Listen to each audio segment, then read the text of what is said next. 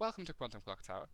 In this game mode, you start knowing only your alignment and start the game in a superposition of all characters of that alignment. This means you are effectively every character at once until you do or learn something that prevents you from being some of those characters. In the night, you choose what information you receive or what actions you take. This includes things like minion and demon info, bluffs that force characters to be out of play, whether or not minions see a damsel, and the demon learning that a barber has died. If there exists some world in which you can receive the information or do the action that you've chosen, then that just happens.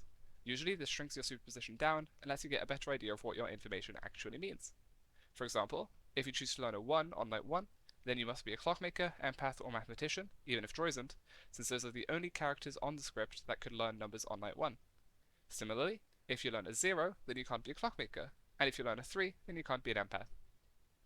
If there exists no world in which you can receive the information you've chosen to learn, you are told this and must choose to take a different action. Notably, choosing not to wake is an action that you can take. As another example, if you attempt to learn a 3 on night 1, and for whatever reason it is impossible for you to be Droysent, and there is no way for a healthy math or clockmaker to learn a 3, then you'll be told to choose a different action.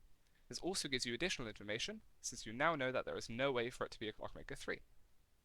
That said, regular Clocktower rules are still followed, and so if too many players try to learn the same kind of information, for example if 4 players all try to learn a 1 on night 1, one of these actions must be rejected, since there are only 3 characters that can learn a number, and duplicate characters cannot be in play.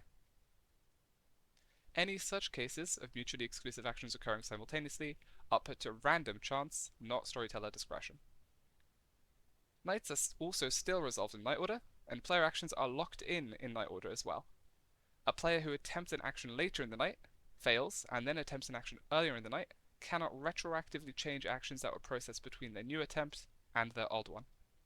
To give an example, and bear with me here, if a player A learns an empath number, and a sober player B attempts to learn Undertaker information but fails, if player B then attempts to choose player A, and Monk is a bluff, then player B must be the lycanthrope who has chosen A. However, because empath goes before Undertaker in the night order, and the empath has already woken, the empath action is already locked in and accepted, and so the lycanthrope cannot kill player A that night. If it is impossible for player A to survive in any other way, then player B's attempt to choose player A must be rejected instead. The last thing of note for night information is the existence of Quantum Law 3. Law 3 dictates that if a player can only receive one specific prompt, they are told proactively that they'll receive that prompt. Not waking does not count as a prompt, but a player who can choose between learning information and not waking cannot be prompted to learn that information by Law 3, since they can choose not to wake. Death is also quantum by Law 4.